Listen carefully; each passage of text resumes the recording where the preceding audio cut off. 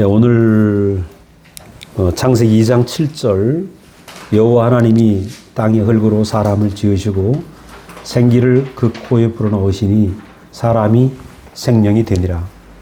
고린도후서 10장 4절입니다. 우리의 싸우는 무기는 육신에 속한 것이 아니고 오직 어떤 견고한 진도 무너뜨리는 하나님의 능력이라. 모든 이론을 무너뜨리며 하나님 아는 것을 대적하여 높아진 것을 다 무너뜨리고 모든 생각을 사로잡아 그리스도에게 복종하게 하니. 우리 지난번에 그 가을 집회 때 중요한 말씀들을 다시 이렇게 정리를 해봐야 되겠다 생각을 해서 먼저 번에 대속과 구속에 대한 차이를 제가 말씀을 드렸습니다. 오늘은 이제 혼에 대한 얘기, 혼. 여기에 보면 하나님이 흙으로 사람을 지으시고 생기를 코에 불어넣으셨다. 아주 신화 같은 얘기죠. 어렸을 때 우리 흙공작 시간에 도자기도 만들고 뭐 동물도 만들고 흙으로다가 공작을 해봤잖아요. 꼭 그렇게 만들어서 하나님이 생기를 코에 불어넣으시니 사람이 생명이 되었다. 이 생명을 영어로 말하면 living soul이다. living soul. 산혼이다. soul이라는 말이 혼 아닙니까? 산혼이다. 이 산혼이라는 말은 뭐냐면 산혼은 말 그대로 어떤 기능을 가진 존재라는 뜻입니다. 그래서 사람의 그 산혼의 기능은 지성, 감성, 의지, 이 세 개로 대표되는데, 지성과 감성과 의지를 가진 빈 그릇이다. 그래서 사람이라는 존재는,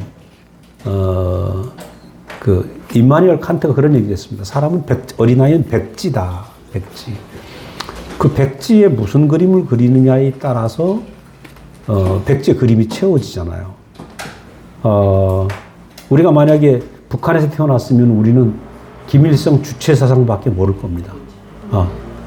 우리가 미국에 태어났으면 영어를 유창하게 할 겁니다. 그죠? 왜? 그것은 거기서 그것을 보고 먹고 살았기 때문에 받은 대로 내가 그것을 저장하고 표현할 수밖에 없는 게 산혼의 기능. 산혼은 살아있는 빈 그릇이다. 빈 그릇. 그래서 그 사람에게 있는 이 산혼이라는 기능은 고정되어 있는 게 아니고 무한히 개발하면 개발할수록 발전할 수 있다. 그래서 이 엄청난 기능이죠. 사람의 지성. 요즘 옛날에 아인슈타인의 상대성 원리. 그 뜻도 잘 모르겠는데 그 아인슈타인의 상대성 원리만 해도 엄청난 고차원이라고 그랬어요. 근데 그 상대성 원리가 틀렸다고 요즘 나온 게 양자이론이란 말이죠. 그럼 이 천재들의 그 지성을 있잖아요. 그 이성을 우리 측량할 수가 없습니다. 저는 우리 교회 안에서도 목사님을 봐도, 야, 나보다 막 이성적으로 너무 뛰어나신 것 같아. 구원이 안 됩니다. 그런 차원에서 보면 목사님과 차이가 있어요. 지금은 제가 목사님 이해가 된다. 물론 저보다 탁월하시지만 목사님 하시는 그 모든 말씀은 어떤 이성에서 나온 것이 아니고 그 어떤 위치에서, 인생의 어떤 위치에서 보여지는 것이죠. 그 위치에 있으면 보여지죠. 예를 들어서 우리가 대통령 자리에 가 있다 그러면 지금 그냥 백성의 자리에 있는 거하고 대통령 자리하고 보는 눈이 달라지잖아요. 그죠? 사람이 사람 자리에 있으면 보는 눈이 달라지는 것입니다. 그래서 참 위치를 회복한 자리에 있으면 그 헝클어진 모든 세상이 다 보이는 겁니다.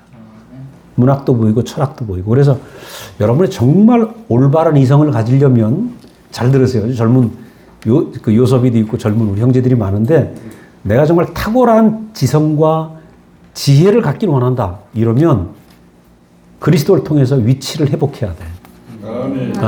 위치를 회복하면요. 세상에 없는 탁월한 지성과 지혜를 갖추게 됩니다. 정말 지혜자가 됩니다.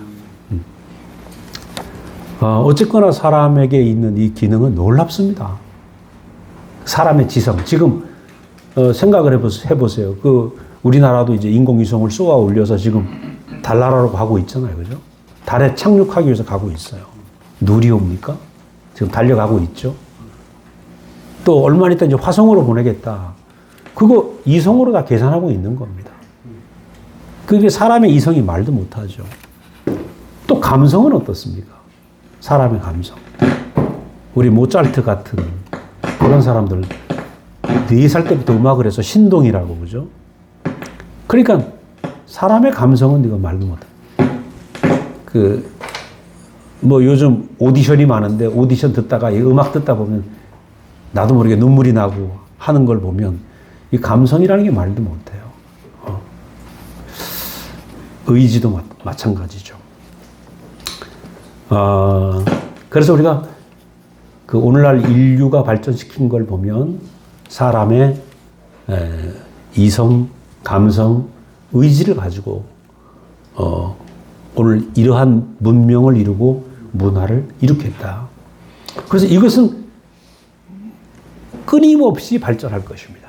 끊임없이 발전할 거예요. 그리고 산혼의 기능은 아주 놀라운 거죠. 그런데 이제 산혼의 기능 중에서 가장 놀라운 기능이 뭐냐. 오늘 하나님이 생기를 불어넣으시니까 리빙 솔이 되었다. 산혼이 되었다. 산혼의 기능 중에서 가장 뛰어난 기능은 마음을 아는 것입니다. 마음을 아는 것. 이 세상에 어떤 피조물도 마음을 아는 피조물은 아무도 없습니다. 그래서 결국은 우리가 살면서 마음과 마음이 하나 되는 것. 그게 최종적인 축복입니다. 내가 영어를 잘하고 수학을 잘하고 뭘 공부를 많이 했다 할지라도 내 주변에 내 마음을 알아주는 사람이 없다면 난 외로운 거 아닙니까? 저는 어렸을 때 교회를 다녔는데 사춘기가 되니까요. 그때 고독이라는 개념이 들어오는데 미치겠더라고. 왜 이렇게 고독한지 몰라. 왜 고독한? 이성이 깨어나오면서 우리 요섭이는 그 단계 갖는 건 모르겠는데 이성이 깨어나오면서 고독이라는 단어가 막 24시간 나를 엄몰하는데 그러니까 어떻게 해요? 그냥 고상한 척하고 철학책을 끼고 소양강을 왔다 갔다 하면서 고독을 씹었죠.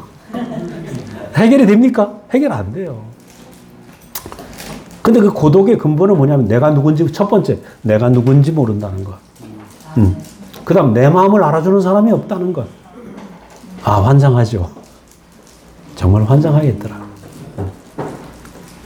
근데 하나님은 우리를 지으실 때 산혼의 기능 여러 가지 중에서 마음을 알 수 있는 기능을 주셨다는 거예요. 그런데 이 마음 중에서 가장 축복이 뭐냐? 아버지 마음을 알 수 있다.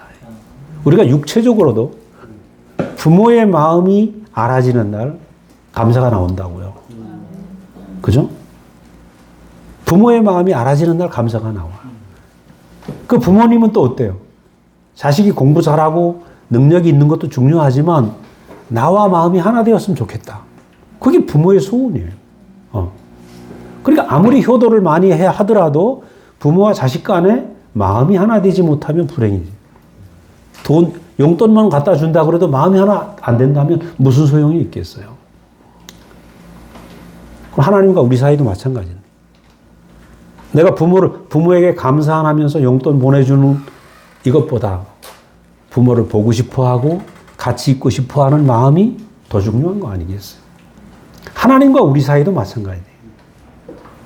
오늘 수많은 사람들이 예수를 믿으면서 하나님으로부터 어떤 혜택을 요구한단 말이에요. 하나님 이거 주세요. 저거 주세요. 그죠? 나 죄도 용서해 주시고요.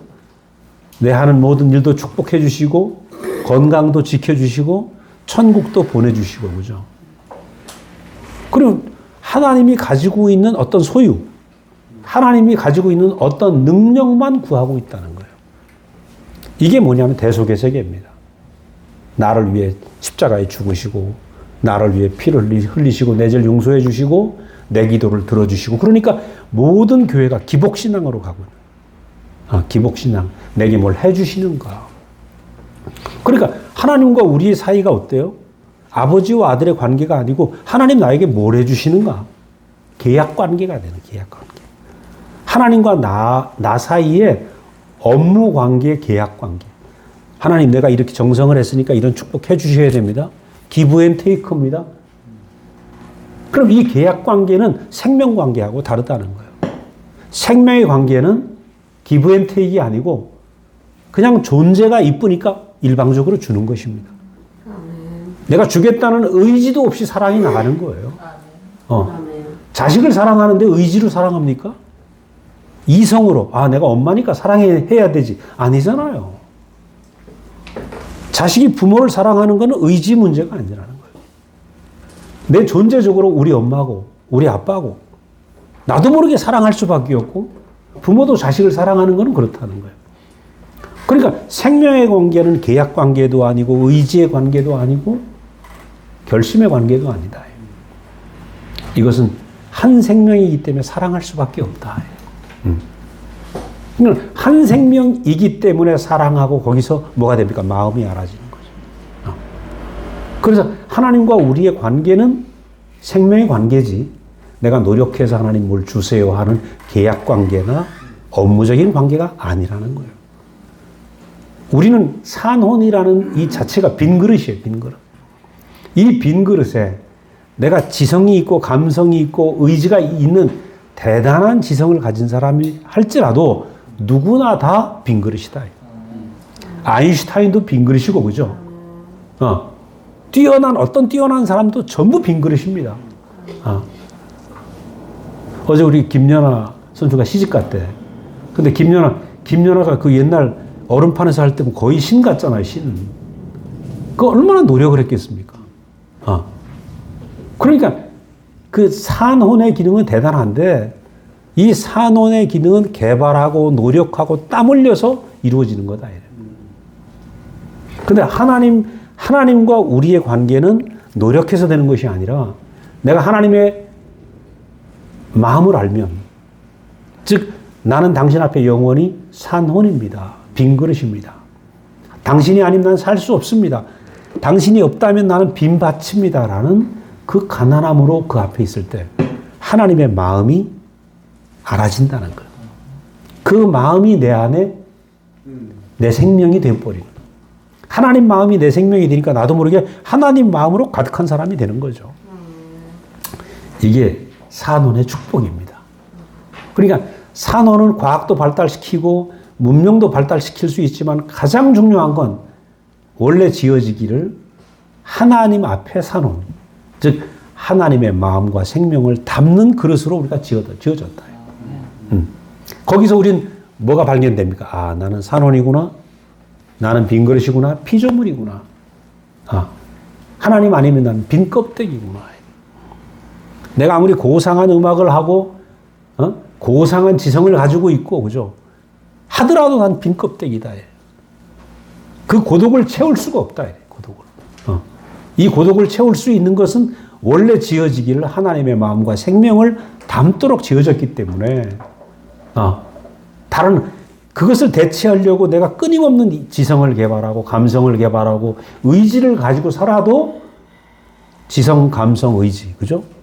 저도 막 좋아하는 거 저도 참 잡기를 좋아해서 음악도 좋아하고 영화도 좋아하고 운동도 좋아하고 다 좋아합니다. 근데 해봐도 만족이 없어요. 진짜 만족이 없어요. 오로지 내가 하나님의 마음을 아는 것, 이것 외에는 참 만족이 없더라고요. 그래서 솔로몬이 뭐라고 그랬습니까? 해 아래 새 것이 없나니 모든 것이 헛되다. 해보니까 솔로몬처럼 가진 사람이 어디 있습니까? 그렇게 많이 가졌지만 헛되고 헛되다. 그렇게 얘기하는 거죠. 그래서 우리라는 산호는 기가 막힌 기능을 가진 존재인데 이 기가 막힌 산호는 하나님의 마음과 생명을, 하나님의 말씀을 받지 않으면 채워질 수 없다. 채워질 수 없다. 채워지지 않는다. 물 뻥 뚫린 것 같은, 그죠? 공허함이 항상 자리 잡는 거예요.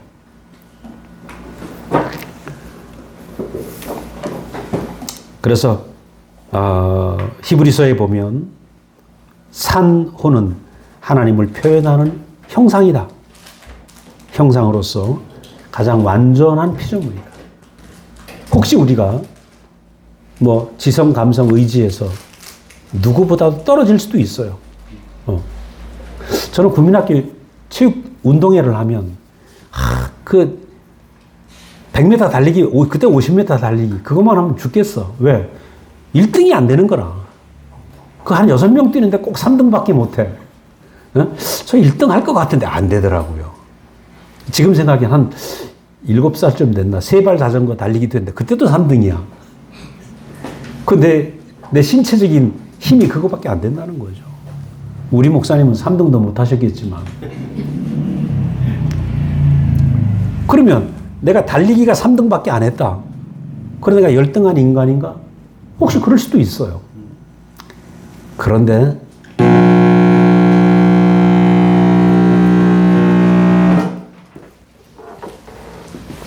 어디서 합선이 나네. 그런데 하나님의 마음을 표현하는 데는 누구나 달리기는 못할 수도 있고, 그죠? 뭐는 못할 수 있지만 하나님을 표현하는데 누구나 100% 완전하다. 그죠? 그래서 여러분, 세상에는 산혼의 능력을 가지고 사람을 평가합니다. 산혼의 능력. 어떤 사람이 산혼의 능력이 우월한가? 이게 인생을 살면서 산혼의 능력을 끊임없이 평가하고 있죠. 그런데 하나님이 지으신 산혼이 원래 살아야 될 본연의 직무는 뭐냐?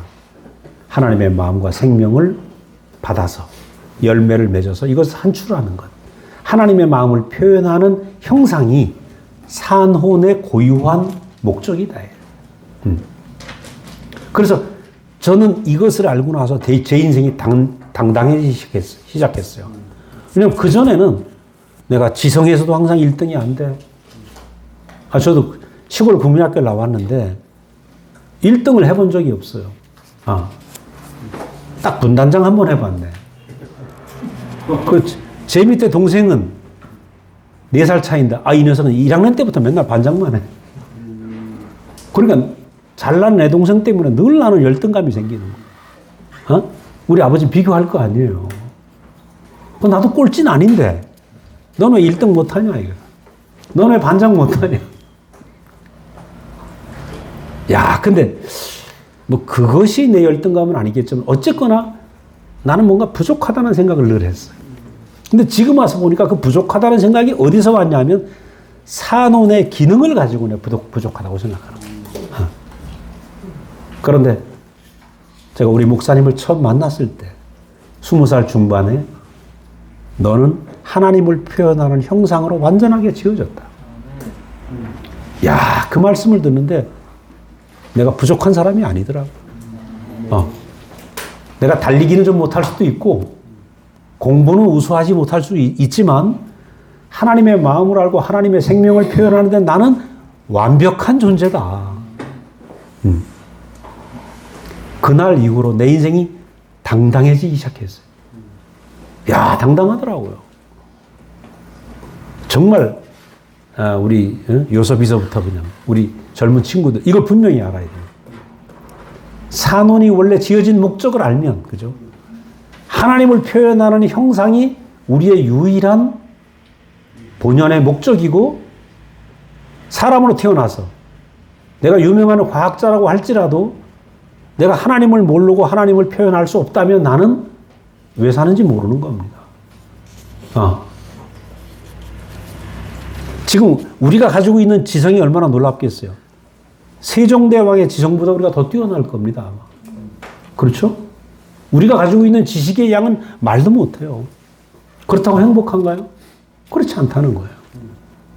그래, 인생의 참 행복은 하나님이 주신 원래 그 본연의 임무 안에서 내가 살아갈 때, 하나님의 마음을 알고 표현하는 임무 안에서 우리는 행복한 거죠. 혼의 능력을 비교하고 살면 우리는 늘 좌절할 수밖에 없습니다.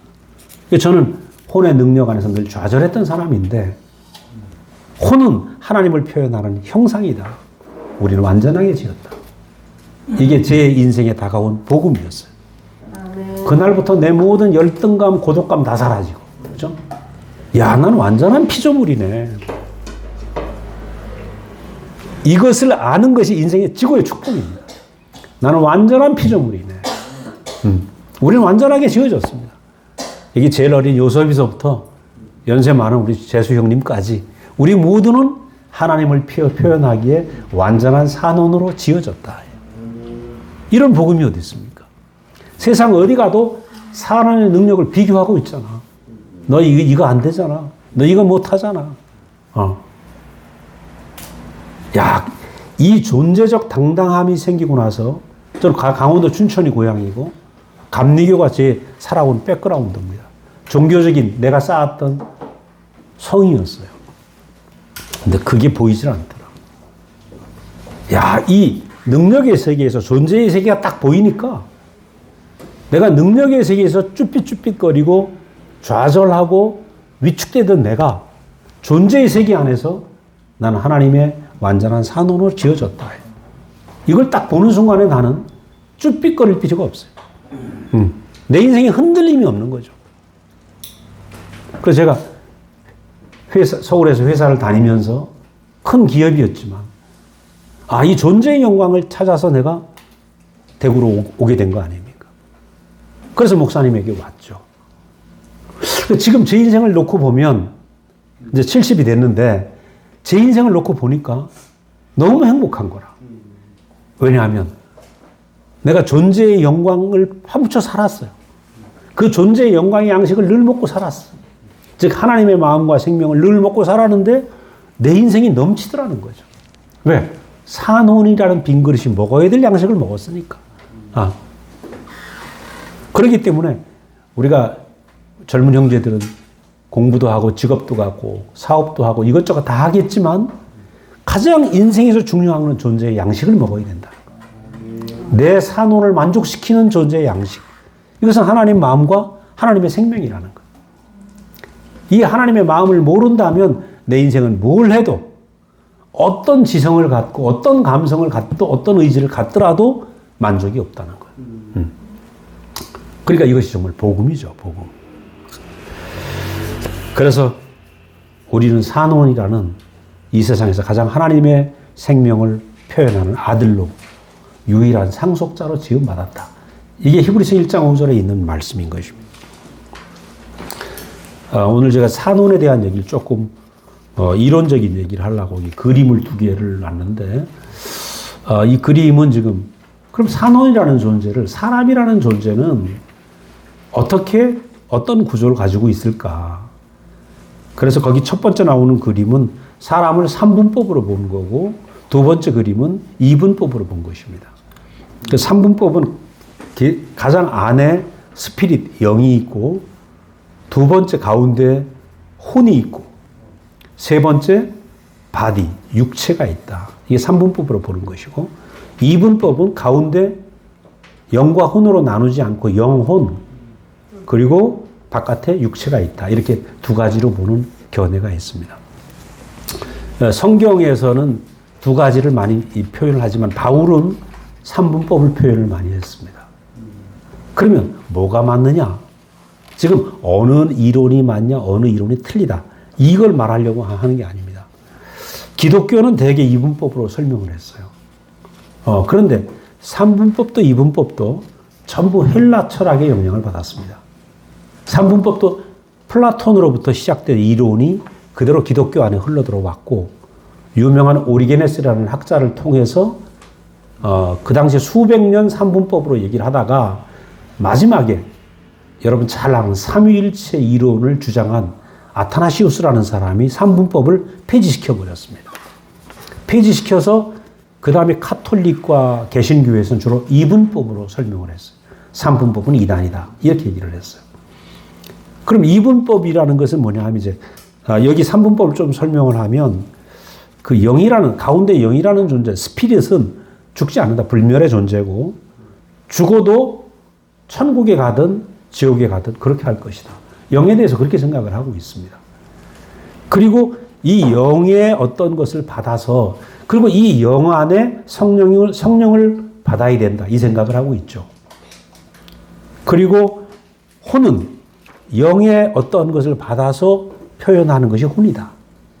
그리고 이 혼의 어떤 것을 받아서 몸으로 표현하게 된다. 이게 삼분법의 얘기거든요.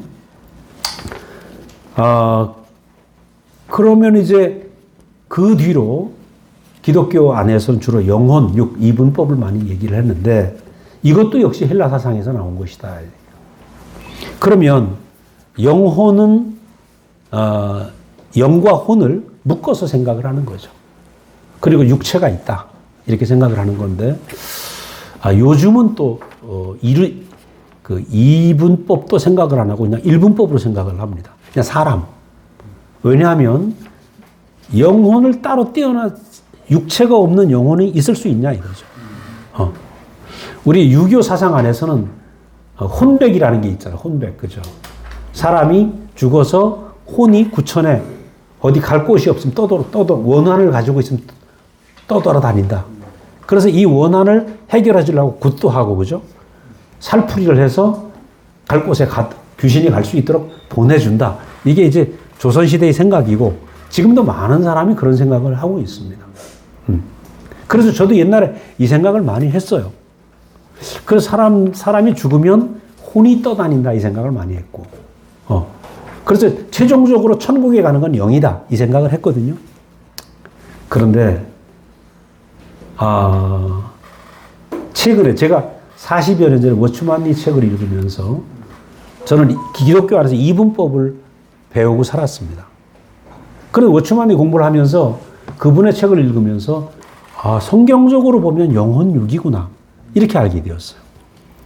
그래서 어떻게 하면 영혼 육이라고 삼분법으로 내가 40년을 그동안에 이렇게 쭉 알고 왔는데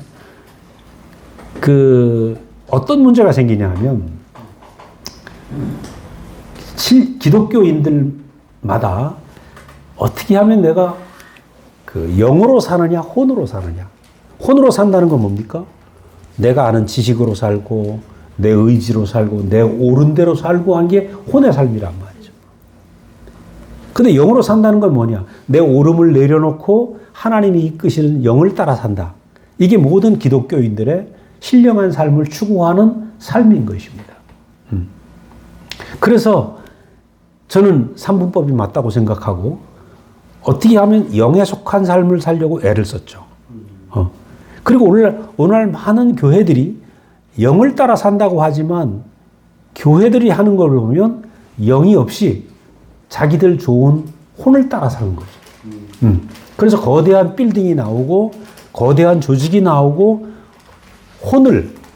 사람의 혼을 이용해서 계획도 세우고 눈에 보기에 좋은 것들을 갖다가 끌어들여서 교회를 키워왔단 말이죠. 그래서 혼으로 되어진 교회가 많다는 거예요. 이게 혼합이죠, 혼합. 그래서 저는 그 당시 어떻게 하면 내가 영에 속한 사람이 될까? 근데 이제 어떤 문제가 생기냐 하면 영에 속한 사람으로 살으려고 하니까 항상 그래요. 내가 오늘 말씀하고 있는데 이게 영에 속한 걸까? 내 혼으로 얘기하는 걸까? 여러분 제가 오늘 아침에 이거 심각하게 생각하면 내가 돌아버릴 겁니다. 안 그렇겠어요?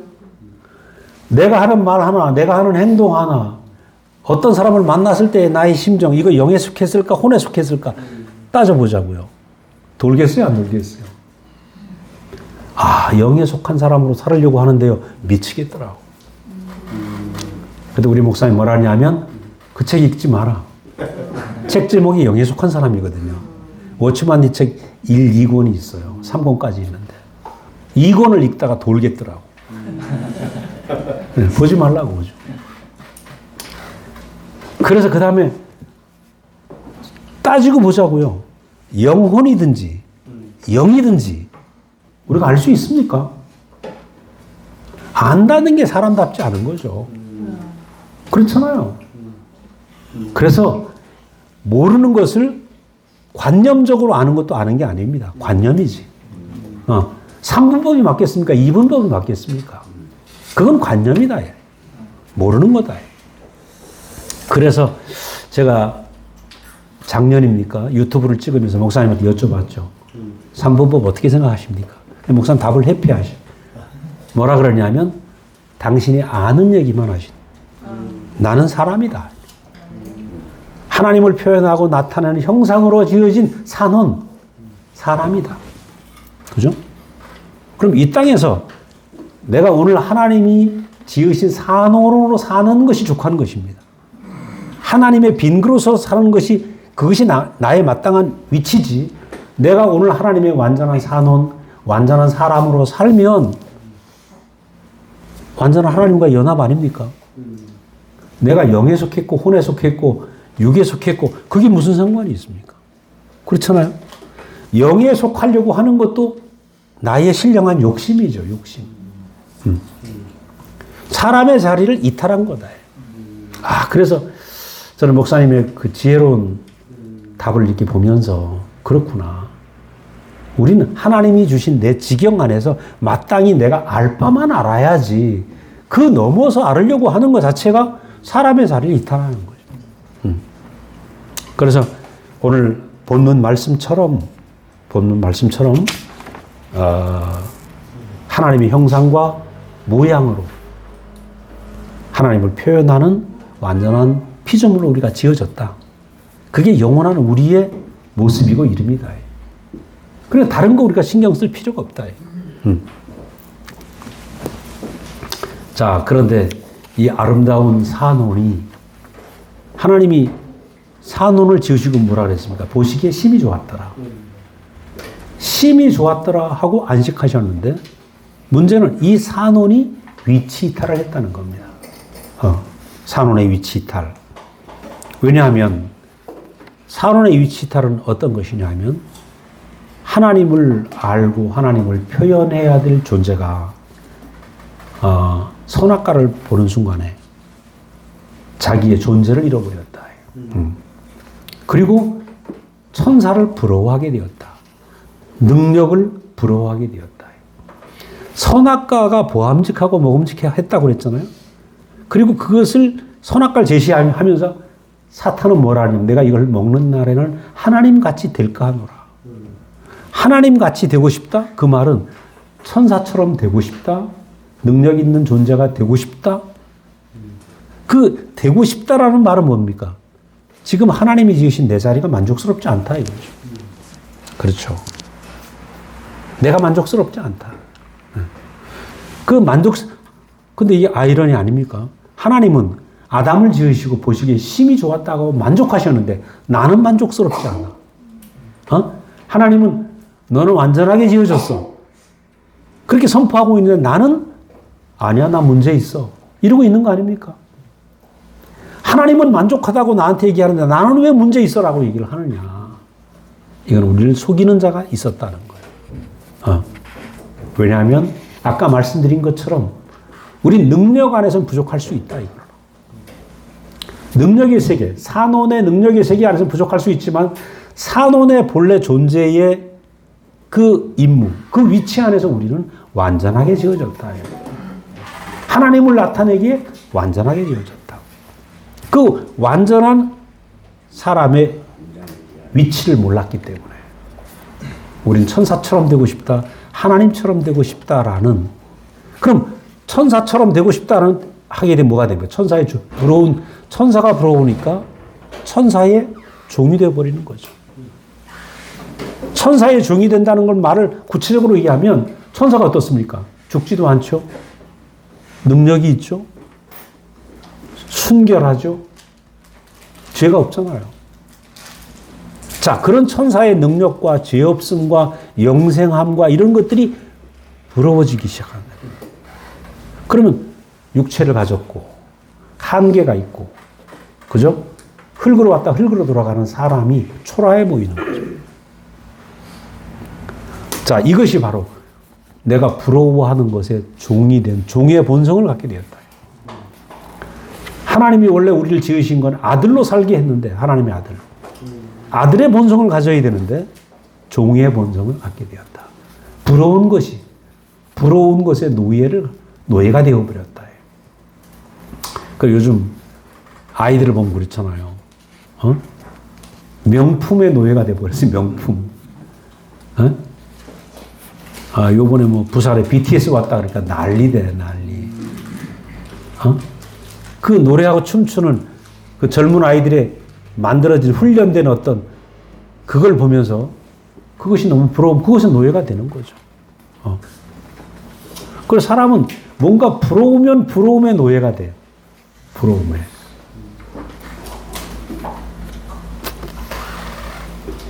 그래서 이것이 바로 우리의 위치를 잃어버리고 내가 하나님 같이 되려고 하는 이 본성이 우리 안에 생겼고, 그로 말미암아 어때요?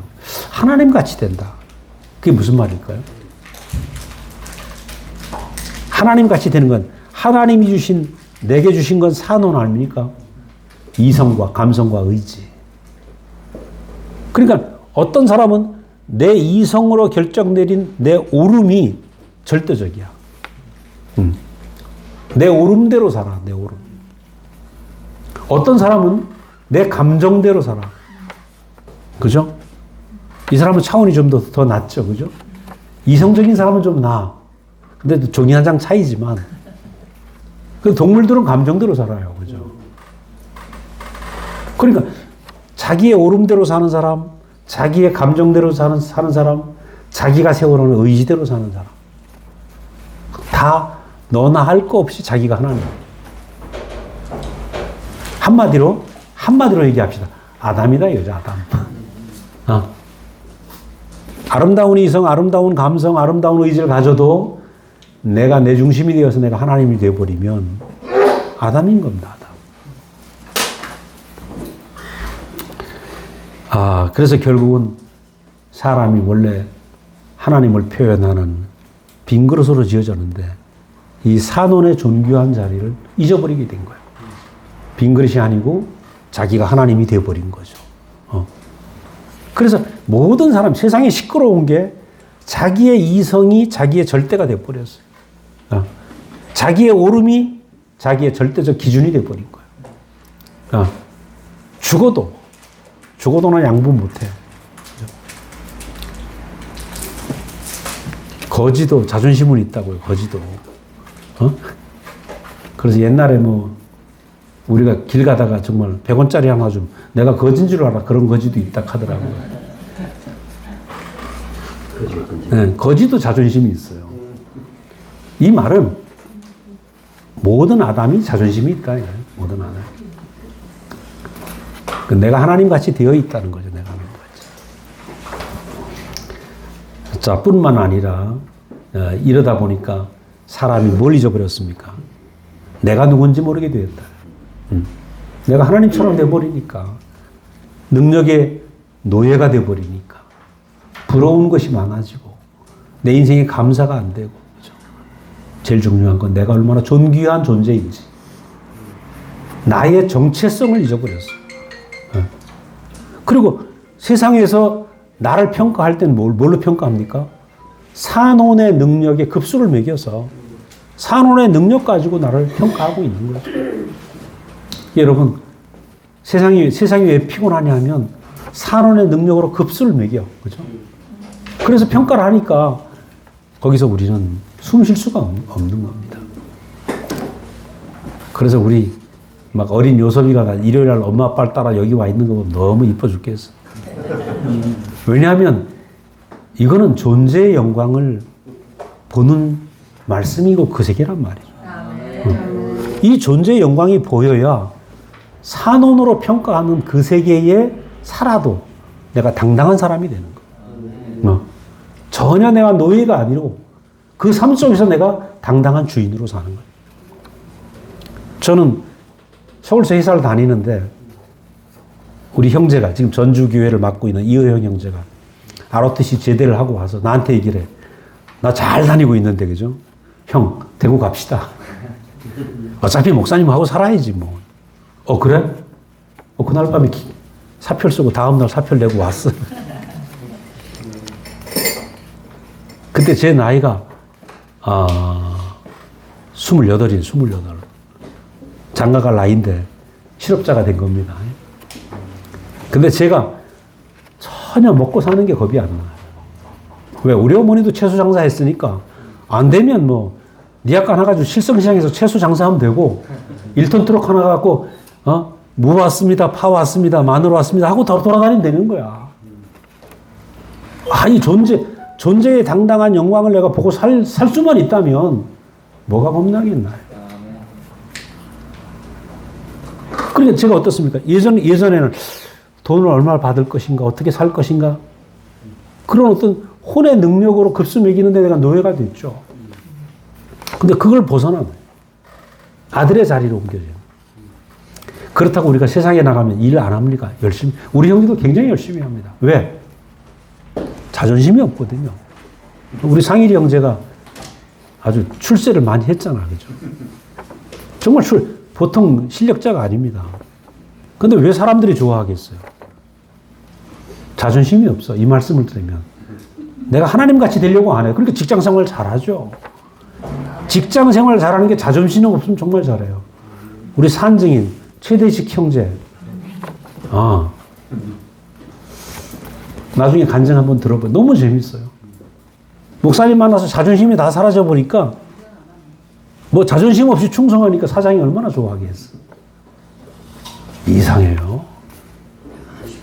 세상을 무시하지도 않고 우리가 하나님 안에서 사람이 정상적으로 되면 어디 가나 내 앞에 있는 사람을 하나님으로 모시고 산다고요. 그러니까 다 좋아할 수밖에 없지.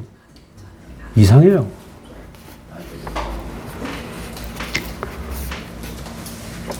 자, 우리가 예수님을 이제 심지어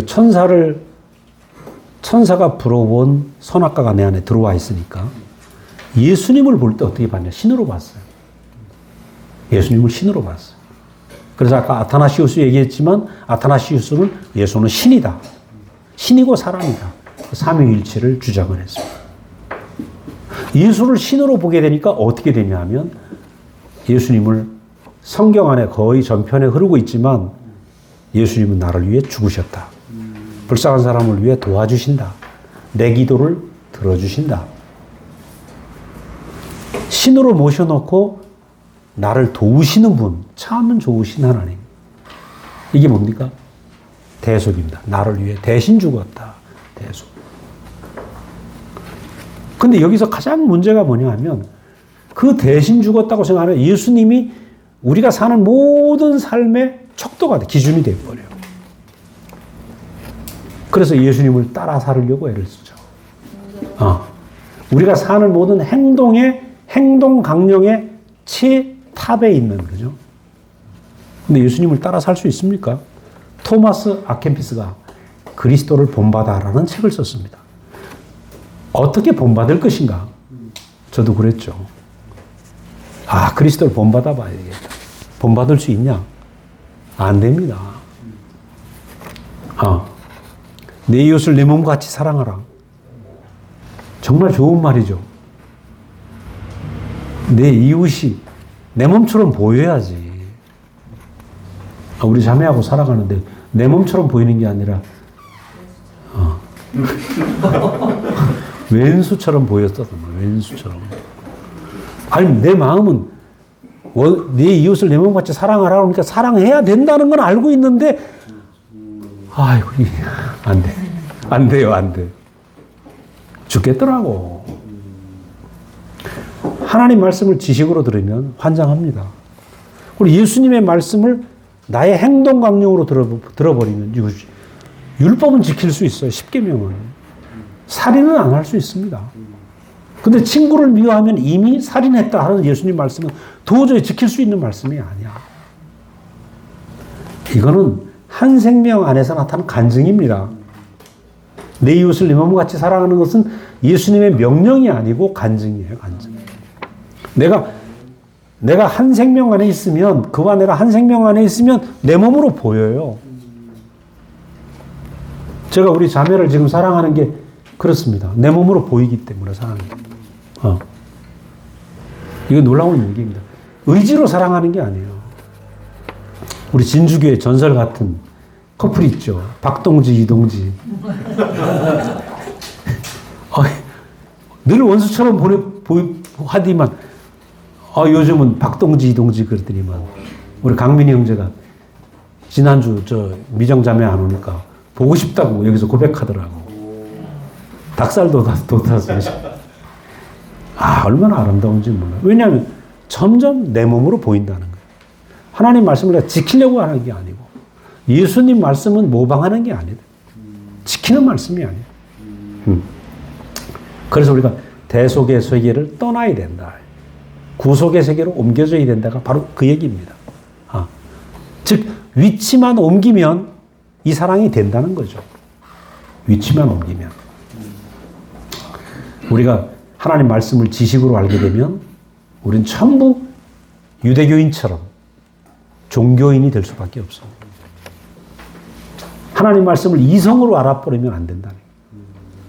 하나님 말씀을 지성으로 알고 내가 따라 살으려고 하면 별짓 다 해봤죠.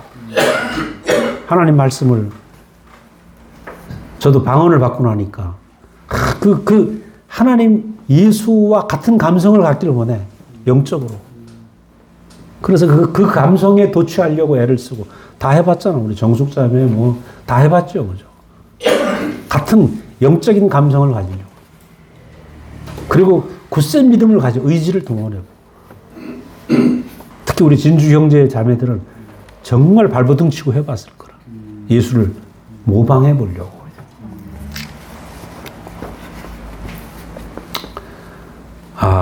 그래서 결국은 우리가 그 안에 수많은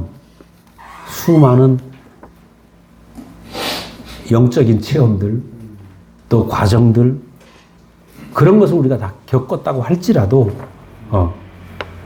하면 할수록, 열심히 하면 할수록 해도 한계가 자꾸 오는 거예요. 성령의 9가지 열매를 맺으려고 애를 써도 안 돼. 한 8가지 되는데 한 가지가 또 안 되죠. 그죠? 한 가지도 안 되면 천국 못 갑니다. 그래서 우린 여기서 결국 오라 나는 공부한 자로다. 그 자리로 갈 수밖에 없다는 거죠. 우리가 모세를 보면 대표적으로 모세가 얼마나 대단한 사람입니까? 200만의 식구를 40년 동안 출애굽을 시켜서 가나안까지 끌고 왔어요.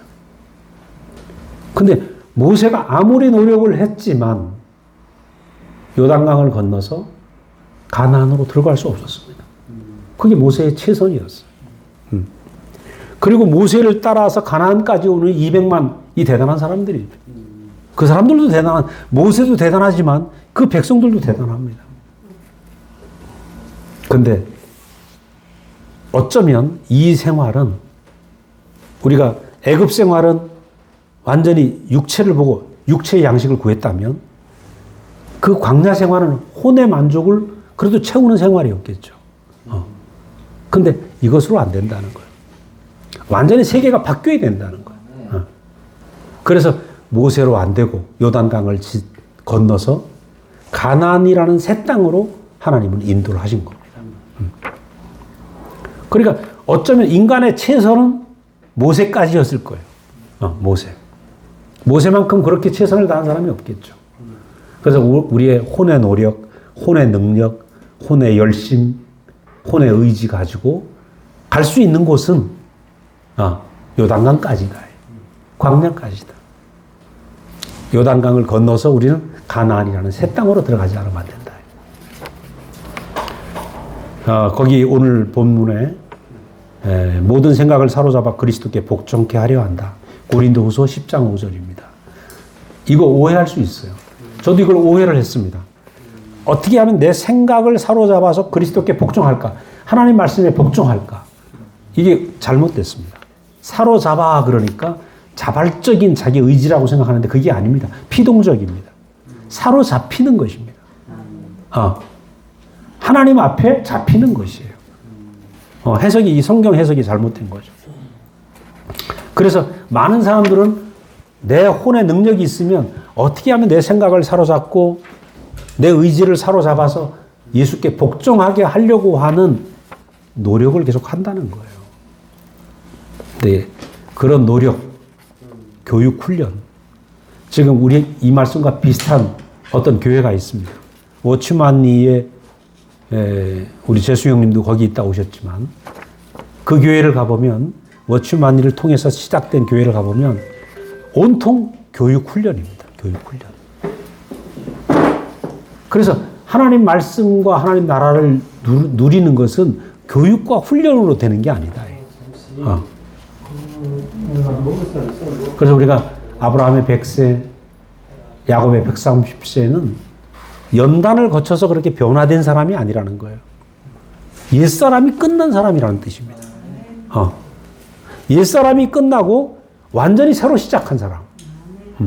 옛사람을 교육시키고 훈련시켜서 규화목처럼 조금씩 변화가 되면 어느 날 변화될 거야. 그죠? 그렇게 훈련시키고 변화시켜서 하나님이 원하는 그 사람으로 변화시키고 개과천선하도록 하는 그런 변화가 아니라는 거예요. 야곱의 130은 완전히 끝난 사람입니다. 내 혼 안에 있는 지성, 감성, 의지, 내 옳은 것들, 그리스도를 따라 했던 모든 것들을 나는 할 수 없는 존재입니다. 나는 아무것도 할 수 없는 존재입니다. 이번에 우리 대구교회 안에 지난번에 우리 어느 자매, 지지난주에 어느 자매의 간증이 놀라웠죠. 세이자매라고. 그 자매가 그런 얘기를 들었어요. 신랑하고 너무 살기가 어려운데 참아라. 신랑을 감싸주고 사랑해라. 자기 할 수가 없는 거예요. 신랑을 감싸주고 살려고 하니까 이 폭력을 쓰는 신랑 앞에서 그죠? 살 수가 없는 거라. 해보려고 했는데 안 되는 거예요. 그런데 이번에 말씀이 들려온 거예요. 내가 참고 감싸주고 해서 승리하는 게 아니고 내가 다른 자리로 가는 것이구나.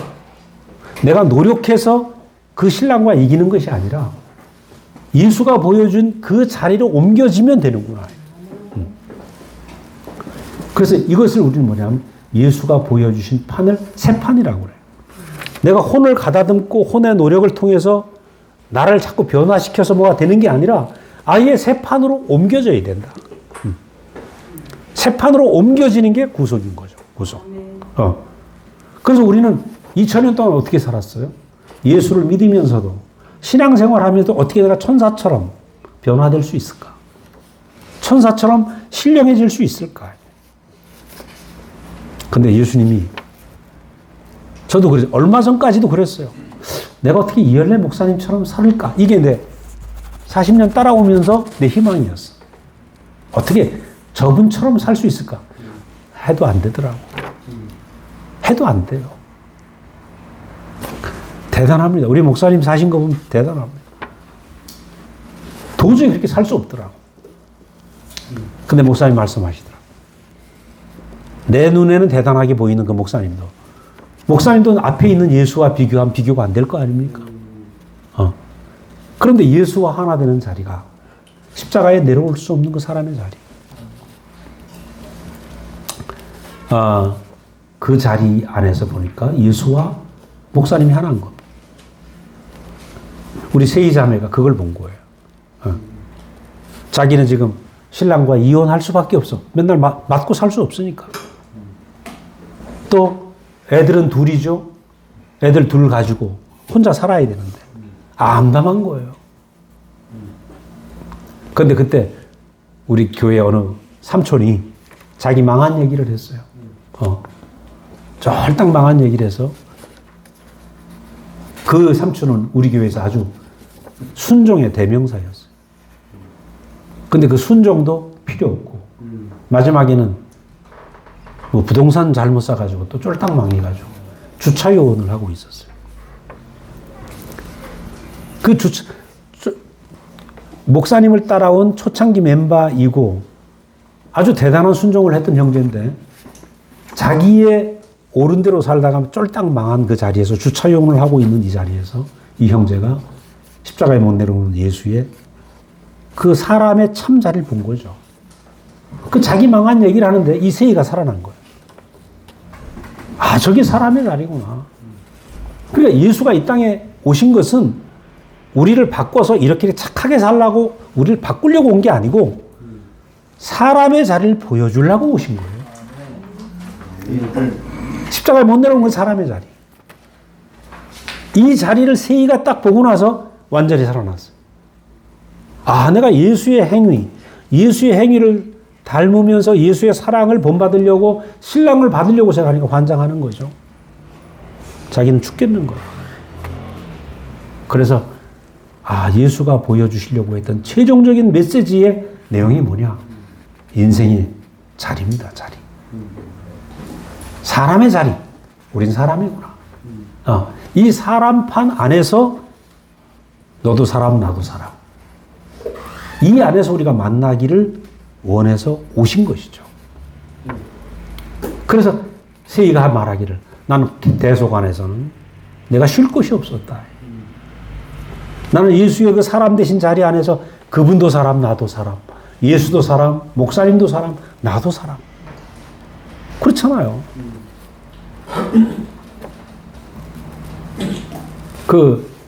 우리 대식이 형제 아들 무현이가 이번 주에 세희에게 화답을 그렇게 얘기하는 거예요. 아무것도 못하는 그 자리가, 엊그저께 교제하면서 은성이한테 그 얘기를 하는 거예요. 은성이 네 자리가 또 어떤 어려움이 있을지 몰라도 우리가 살아가면서 어떤 어려움이 있을지 몰라도 그 어려움 안에 있는 그 자리가 그냥 인생의 네 자리다. 그 자리가 예수의 자리고 사람의 자리다. 그 예수의 십자가의 자리를 고상한 자리로 생각하면 안 됩니다. 여러분이 매달려 있는 자리, 어쩔 수 없는 자리가 그 예수가 매달린 그 자리입니다. 이 자리 꼼짝 못할 수밖에 없는 이 자리가, 어쩌지 못한, 나 이 자리 피하고 싶은 이 자리가 예수가 계셨던 자리고 내 자리라는 거예요. 근데 그 자리가 뭐냐? 고쳐서 그 자리를 피하고 싶은데 그것이 아니고 그 피하고 싶은 그 자리가 예수의 자리였고 이 자리 안에 하나님 이게 사람의 운명이군요. 이렇게 알았을 때 하나님이 우리에게 주시려고 하는 모든 축복이 다 보여진다는 거예요. 내가 고쳐서 축복이 오는 게 아니라 매달려 있는 그 자리 안에 사람에게 주어진 그 매달려 있는 어쩔 수 없는 자리 안에서 하나님이 주신 모든 축복이 다 보인다는 거예요. 아들의 축복이 보이고 상속자가 보이고 아들의 마음이 보이고 하나님의 생명이 내 안에 누려지게 된다는 거죠. 이게 구속입니다. 구속. 그럼 대속은 우리가 뭔가 예수님이 나를 위해 하셨다라는 생각을 자꾸 하다 보니까 나도 뭔가 해야 된다는 생각이 그 본성 안에 깔려 있어. 그래 해야 된다고 생각을 하니까 고치려고 하고 요구하게 되고 남에게도 이렇게 살아라 요구하게 되는 거예요. 그럼 살아라는 것이 사람을 살릴 수 있냐? 아닙니다. 왜 살지 않고 싶은 사람이 어디 있겠어요? 안 되니까. 그래서 우리가 이 대속의 세계가 잘 끝나지 않는 이유는 내 안에 혼의 능력에 있는 자신감이 남아있기 때문에. 그죠? 혼에 대한 자신감. 나 할 수 있어. 이 자신감이 있으면 자꾸 고생을 좀 더 하게 돼요. 그래서 아예 우린 십자가에 내려오지 못한 예수님 안에서 내 혼의 능력이 있을지라도 끝난 줄 알아야 돼. 끝난 줄 알아야 돼. 그래서 우리가 끝난 줄 알면 예수의 십자가의 운명 안에 우리가 연합이 되고 그와 함께 누림이 되고 그죠. 이 누리는 생활이 구속의 생활이에요. 구속의 생활. 그래서 여러분이 지난주에도 대속과 구속의 얘기를 했지만 오늘도 계속 이어집니다. 이어지는 게 내가 대속의 세계를 떠나서 구속의 세계로 가는 것은 내가 혼의 능력이 완전히 포기되고 내 혼을 믿지 않고 나는 당신 앞에 영원히 빈 그릇입니다. 십자가에 내려올 수 없는 그 운명입니다. 이것을 알았을 때 내가 그 사람의 자리 안에 있으면 하나님이 주신 마음으로 내 안에 혼이 새롭게 살기 시작합니다. 그래서 이 위치에만 있으면 그 위치에서 아까 처음에 말씀드렸죠. 세상에 없는 지혜가 보이고 사람이 보이고 모든 것이 보입니다. 모든 것이. 그래서 이 사람의 자리에 회복된 이 사람을 우리는 새 사람이라고 그러죠. 새 사람. 새 인류. 그래서 우리가 우리의 힘을 믿고 힘을 쓰는 것이 아니라 내가 예수님이 보여주신 그 위치에서 참 사람으로 하나님이 우리에게 주시는 모든 하나님의 마음과 생명과 이런 것들이 누려져서 회복된 한 사람, 그죠? 요즘 이제 우리 형제들, 이 구속 안에서 회복된 형제들 보면 너무너무 당당합니다. 제가 그 25살 때 이 말씀을 지금보다 희미하게 알았을 때요. 그때는 사람의 영광이 보였거든요. 사람의 영광이 보였는데 그 사람의 영광을 보고 제가 따라왔지만 흔들릴 때가 많았어요. 이게 분명히 안 갈라졌기 때문에. 근데 그 사람의 영광을 보고 제가 세상 영광을 버릴 수 있었거든요. 참 사람의 존재 영광이 보이니까 세상 영광에 내가 자유로운 사람이 되더라고요. 자유로운 사람. 근데 우리가 오늘 구속 안에 있는 사람의 자리 안에서 보여지는 이 존재 영광이 딱 보이면 우리는 어떤 것도 흔들리지 않는 모든 것을 그죠? 다스릴 수 있는 모든 환경을 내가 지배할 수 있는 아름다운 당당한 참 하나님의 아들로 우리가 회복되어 사는 것이죠. 그래서 정말 우리 모두가 우리의 남은 인생 회복된 구속된 사람으로 온전한 하나님의 아들로 우리가 그렇게 선포하고 사는 삶이 되기를 간절히 원합니다. 잠시 기도하겠습니다. 은혜로우신 아버지 하나님, 우리가 참 속이는 자에 의해서 우리 인생이 왜 이렇게 부족한지, 왜 이렇게 할 수 있는 것이 없는지, 왜 이렇게 나는 부정한지 끊임없이 우리를 부정하고 탓했던 사람입니다. 그러나 오늘 주님이 예수 그리스도 그분을 통하여서 십자가에 내려오지 못하는 참 사람의 자리가 우리 인생에 주신 최고의 축복의 자리고 이 자리가 우리 운명으로 보임으로 말미암아 주님 우리 인생이 참 예수와 하나 되고 그 안에서 사람이 얼마나 아름답고 당당한지를 회복하게 하신 것을 감사합니다. 특별히 주님 우리 이 구속의 판 안으로 우리 진주 식구들을 불러 모으셔서 우리가 매일 사람의 자리를 확인하고 이 안에서 자유롭고 이것을 당당하게 살아가는 아름다운 삶으로 우리를 이끌어 주신 것을 감사합니다.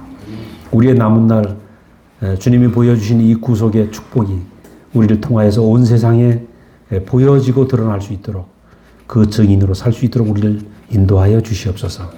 감사하고 예수님 이름으로 기도드렸습니다.